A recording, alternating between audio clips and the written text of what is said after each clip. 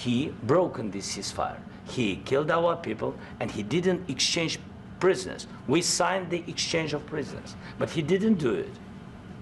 What kind of diplomacy, JD, you are speaking about? What do you mean?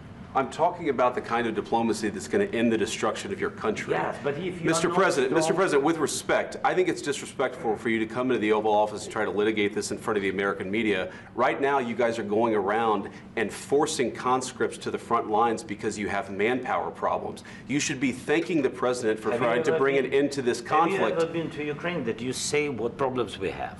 I have been to. Count once. I've actually watched and seen the stories, and I know what happens is you bring them on a propaganda tour, Mr. President.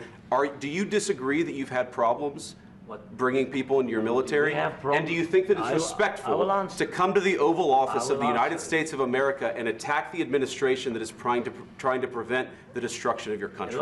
A lot of questions. Let's start from the beginning. Sure. First of all, during the war, everybody has problems, even you, but you have nice ocean and don't feel now, but you will feel it in the future. God bless. You don't know that. God bless. God bless. You will not have a war. Don't tell us what we're going to feel.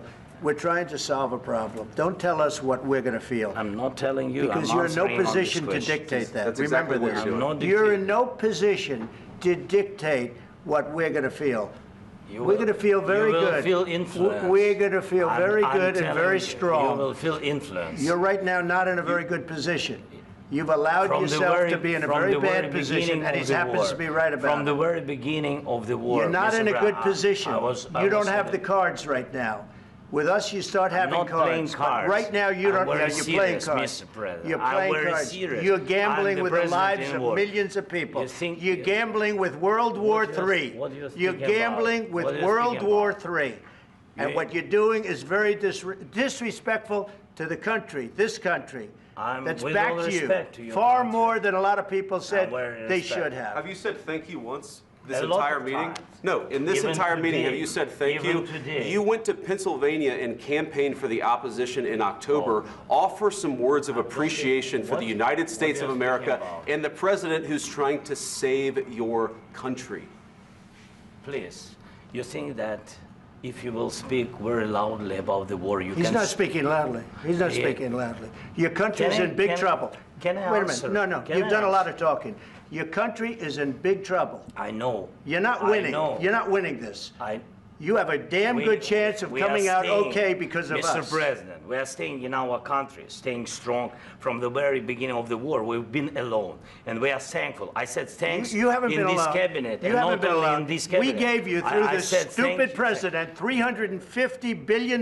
You voted we gave for you your military equipment, you and your men are brave, but they had to use our military. Yes. What about if you didn't have our military equipment, if you didn't have our military equipment, this war would have been over in 2 weeks. In 3 days. I heard it from Putin. In 3 days. This is something maybe new. Less. In 2 weeks. Of course, yes. It's going to be a very hard thing to do business like this. Again, I tell you. Just say thank you. I said a lot of except that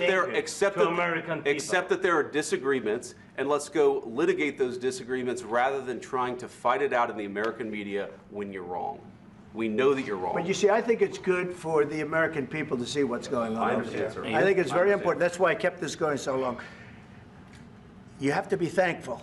You don't have the cards. Thankful. You're buried there. Your people are dying. I can tell you you're again, running low on soldiers. Listen, please, you're running Mr. low President. on soldiers. It would be a damn good thing. Mr. And then you tell us, I don't want a ceasefire. I don't want a ceasefire. I want to go, and I want this. Look. If you could get a ceasefire right now, I tell you, you take it so the bullets stop flying and your men stop getting killed. Of course, we want to stop the war. But you're saying you don't want a ceasefire. But I said to you, I want a ceasefire. With guarantees. Because you'll get a ceasefire faster than an agreement. Ask our people about ceasefire, what they think. That wasn't with me. For you what, that wasn't with me. That was with a guy named Biden, who was not a smart person. That was with Obama. It was your president. Excuse me. That was with Obama, who gave you sheets, and I gave you javelins. Yes. I gave you the javelins to take out all those tanks. Obama gave you sheets. In fact, the statement is Obama gave sheets and Trump gave javelins. You got to be more thankful, because let me tell you, you don't have the cards. With us, you have the cards. But without us, you don't have any cards. One more question to Mr. Vice President. I'm sorry, here. It'll be a tough deal to make Um, because the attitudes have to change. what if Russia breaks ceasefire? What if Russia breaks peace talks? What do you do then? I understand that it's a heated conversation right now. What are you but saying? what She's if asking, Russia- what if if Russia Putin breaks the breaks ceasefire? for the- What if anything? What if a bomb drops on your head right now? But they have Okay? broken What if they ceasefire broke it? so many I don't know. They broke it with Biden because Biden, they didn't respect him. They didn't respect Obama. They respect me. But all- Let me tell you, Putin went through a hell of a lot with me. He went through a phony witch hunt where they used him and Russia. Russia. You ever hear of that deal? That was a phony Hunter Biden, Joe Biden scam. Hillary Clinton, Shifty Adam Schiff. It was a Democrat scam. And he had to go through that. And he did go through it. We didn't end up in a war. And he went through it. He was accused of all that stuff. He had nothing to do with it. It came out of Hunter Biden's bathroom. It came out of Hunter Biden's bedroom. It was disgusting. And then they said, oh, the laptop from hell was made by Russia, the 51 agents. The whole thing was a scam. And he had to put up with that. He was being accused of all that stuff. All I can say is this. He might have broken deals with Obama and Bush, and he might have broken them with Biden. He did, maybe. Maybe he didn't. I don't know what happened. But he didn't break them with me. He wants to make a deal. I don't know if you can make a deal. The problem is, I've empowered you to be a tough guy. And I don't think you'd be a tough guy without the United States. And your people are very brave. But you're either going to make a deal or we're out. And if we're out, you'll fight it out. I don't think it's going to be pretty, but you'll fight it out. But you don't have the cards. But once we sign that deal, you're in a much better position.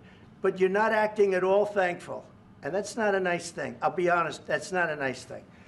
All right, I think we've seen enough. What do you think? Huh? This is going to be great television, I will say that. All right, we'll see what we can do about putting it together. Thank you. Guys, let's go. Guys, come on, let's go.